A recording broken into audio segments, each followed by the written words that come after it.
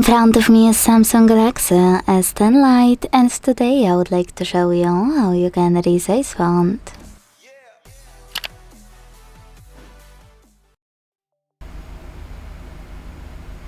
First of all, go into settings and scroll to tap on display section over here.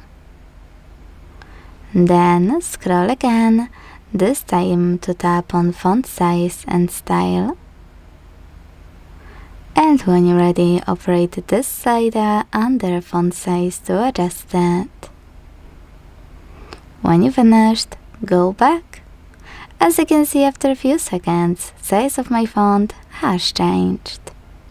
Thanks so much for watching. If you enjoyed this video, don't forget to leave a like, comment and subscribe.